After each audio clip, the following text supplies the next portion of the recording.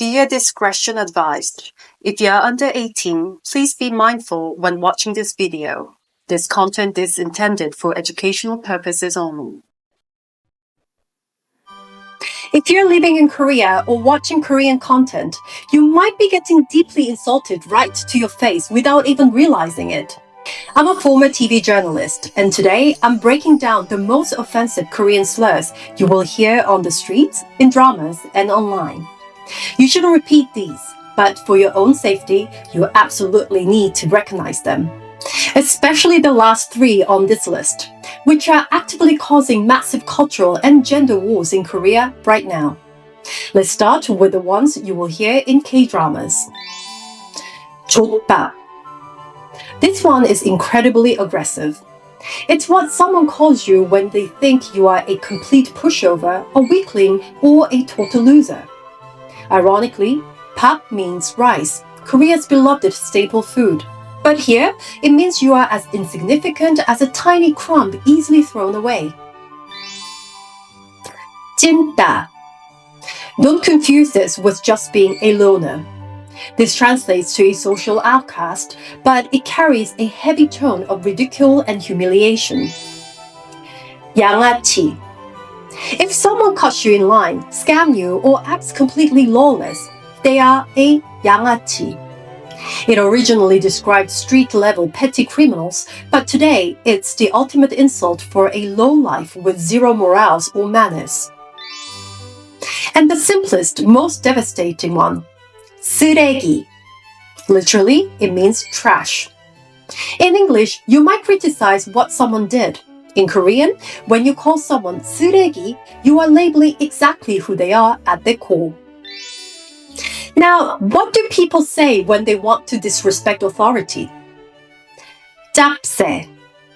This is highly derogatory slang for a police officer.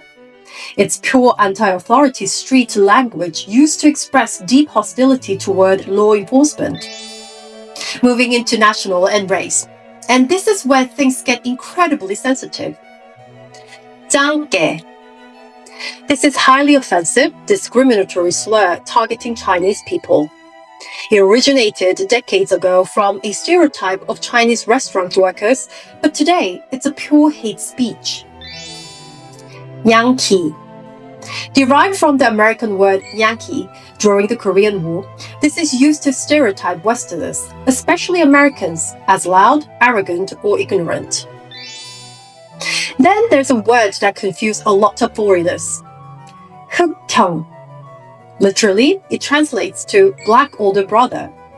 On the surface, some locals use it casually, even thinking it's a compliment or a term of admiration. But make no mistake, it reduces a person's entire identity strictly to their race.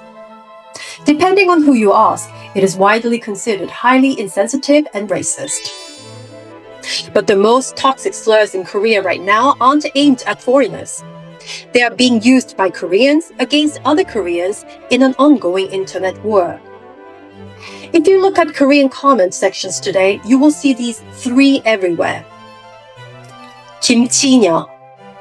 A viciously derogatory term targeting Korean women, labeling them as materialistic gold diggers who exploit men for money.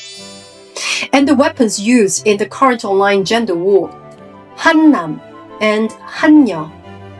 On paper, they just mean Korean men and Korean women, but context is everything. Today, they are weaponized in toxic online debates to attack the opposite gender, dripping with hostility and resentment. Now, when you hear these words on the streets or online, you will finally know exactly what they mean and the weight they carry. Knowing them protects you, but using them changes how the world sees you. Stay safe and stay respectful. I'll see you in the next video.